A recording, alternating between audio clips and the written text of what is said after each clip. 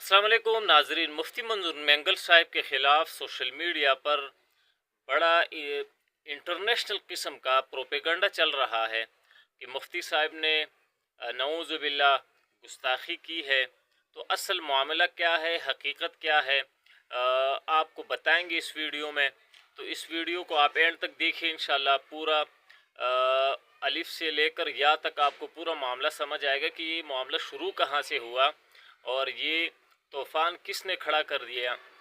تو مفتی منظور مینگل صاحب کی وہ والی ویڈیو جس کی وجہ سے مفتی صاحب پر گستاخی کے فتوے لگائے جا رہے ہیں، سب سے پہلے آئیے اس ویڈیو کی طرف چلتے ہیں کہ مفتی صاحب نے اصل میں کیا الفاظ استعمال کیے جس کی وجہ سے مفتی صاحب کے خلاف اتنا بڑا پروپیگنڈا اور ایک طوفان کھڑا کر دیا گیا۔ تو سب سے پہلے آپ مفتی صاحب کے وہ الفاظ سماعت فرمائیں جس کی وجہ سے یہ معاملہ شروع ہوا۔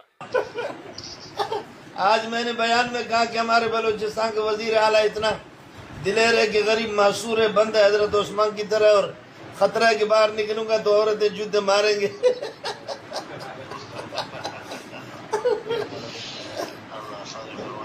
اللہ تعالیٰ آپ کی مدد فرمائے، آپ کی حفاظت فرمائے۔ بہت مہربانی، بہت مہربانی۔ یاد آوری کا شکریہ۔ السلام۔ یقیناً ویڈیو آپ نے دیکھی ہوگی اور اس کے بعد مفتی صاحب کے خلاف پروپیگنڈا کھڑا کر دیا گیا، لیکن الحمدللہ مفتی صاحب کی طرف سے وضاحت آ چکی ہے۔ آئیے اس ویڈیو کی طرف چلتے ہیں کہ مفتی منظور مینگل صاحب نے کیا وضاحت کی ہے۔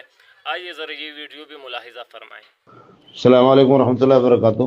برادر مکرم مولانا اورنگزیب فاروقی صاحب، امید ہے کہ آپ خیر عافیت سے ہوں گے۔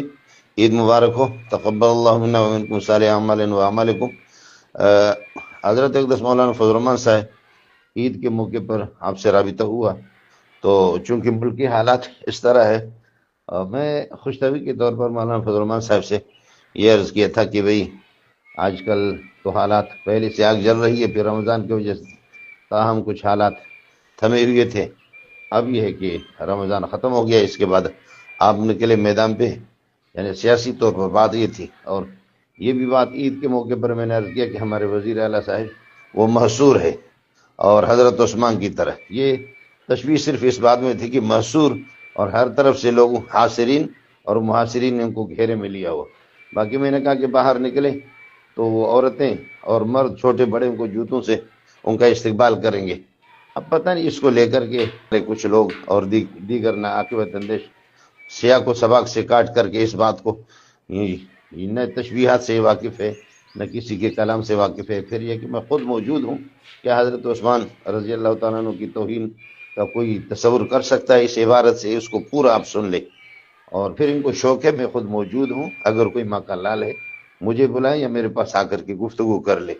یہ سستی شہرت ان کو چاہیے، یہ اس طریقہ سلسلہ نہیں ہوگا۔ جہاں حضرت عثمان کی ترجمانی کے لیے میں پہنچا ہوں ایران جیسے، یہ کہ دارالکفر کے اندر، دارالحرب کے اندر، وہاں آپ سوئے ہوئے تھے، آپ جیسے کو کوئی پوچھتا بھی نہیں تھا۔